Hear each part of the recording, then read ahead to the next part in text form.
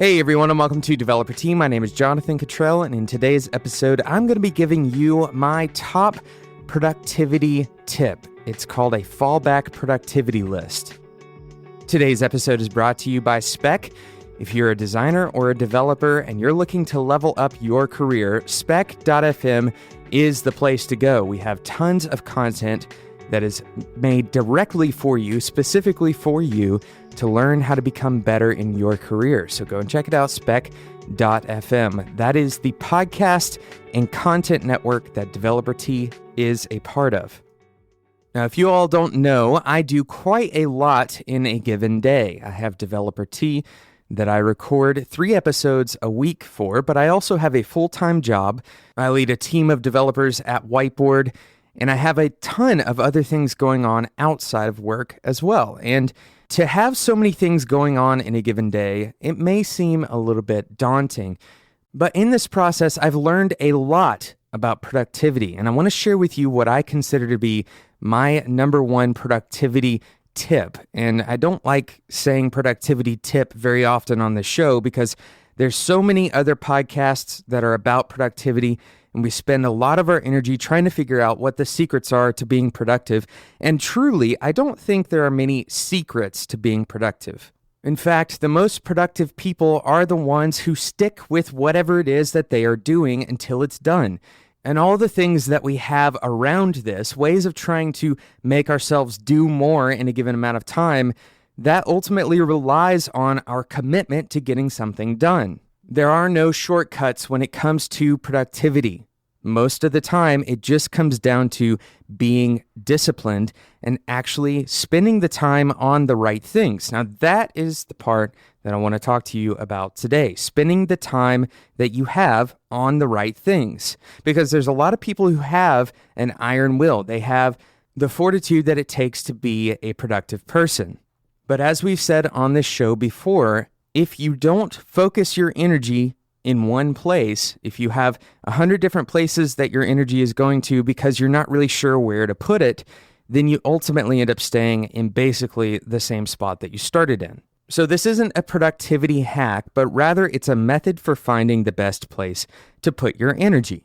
And this isn't a particularly novel idea either. I didn't come up with this. It's not a special format or anything like that. It's something that people have been doing for years, and really it comes down to prioritization. So this is the process. Step 1 is to write down everything that you have to do. Everything, small to large, and don't try to separate between work and home.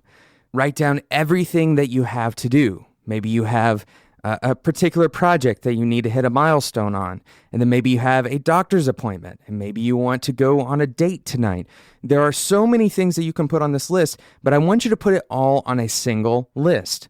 Now, once you have completed this list to an exhaustive extent, and I mean anything that you've been thinking about doing for a long period of time, cleaning out the closets, everything should be on this list. Once you've completed this list, I want you to go through and put an X next to the things that are non-negotiable, the things that absolutely have to be done. For example, some non-negotiables for most people include taking their children to school or perhaps driving to work. These are very obviously, they're flat overhead. You can't get past doing those things. For me, another non-negotiable is getting these episodes recorded. I have to get these episodes recorded, and so a lot of my other priorities end up falling around that specific thing. Next, I want you to prioritize the entire list, including the non-negotiables. Of course, the non-negotiables are all going to be at the top, but I want those to also be listed in order of priority. So maybe you have 5 things that are non-negotiable. Those are going to be listed numbers 1 through 5. But even within those non-negotiable things, you're going to have one thing that is more important than another. It absolutely has to be done, maybe even more than another one of your non-negotiable items. Because the reality is, sometimes we have more non-negotiable things than we have time in a day. And this is when we start feeling overwhelmed, where we feel like there's not enough time in the day. When we have more things that we absolutely have to do, then we have time in the day to finish those things.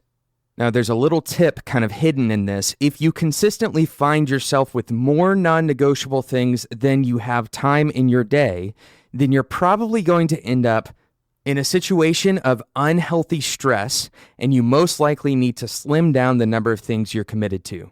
In other words, the word non-negotiable means something, right? You have to do these things. And if you have to do more than you can do, then that's an imbalance. You're going to ultimately end up failing at being productive because you can't even finish all of the things that you absolutely have to do. But for most people, the non-negotiables are accomplishable. So I want you to arrange your day in such a way that you can accomplish the non-negotiable things first. Now, sometimes the non-negotiable things end up having to follow a set schedule because they depend on other people. But for the things that you can accomplish on your own, I want you to accomplish the non-negotiable things first. And this is no surprise, keep the list that you have in front of you handy throughout the day. Whenever you find yourself without something to do, look at the next most important thing on the list. Now, you may be thinking this seems obvious, right? It seems obvious that you should prioritize the things in your task list, but I can tell you that this is the missing piece of productivity for most people. People have a tendency of looking at a list of 5 things that they have to do and becoming paralyzed, or trying to do little pieces of each one in parallel. Of course, we know that parallel work is going to ultimately fail. It's another word for multitasking, and we can't multitask very well. So when we have a list of 5 things, we have to know which one is the most important thing on that list. Now, here's the other valuable thing about this particular exercise. Instead of forcing yourself to determine in the moment what the most important thing is, you have predetermined for yourself what you're going to work on, or perhaps more accurately, how you're going to spend your time. This reduces the amount of overhead and switchover in the middle of your day when you have to go from one thing, when you finish task number 1, going to task number 2. Instead of having to decide what task number 2 is, you can flow directly into task number 2 because it's already been determined for you. Now, ultimately, this technique works well with something like the Pomodoro technique. If you don't know what it is, check the show notes. I'll put a link to it there at spec.fm. But the Pomodoro technique allows you a time of rest in between the sprints that you do throughout the day. Now, here's what I want you to do in those periods of rest. I want you to have a goal for your rest time. I know that sounds kind of antithetical to the concept of rest, but you're going to be much more likely to actually take those rest periods, which are absolutely essential for your productivity. You're going to be much more likely to take those rest periods if you have a goal in mind for what you want to do during those rest periods. For example, my rest periods, I like to set a goal of walking during my rest. Another great example is to take your rest periods to go and talk to someone and give them encouragement.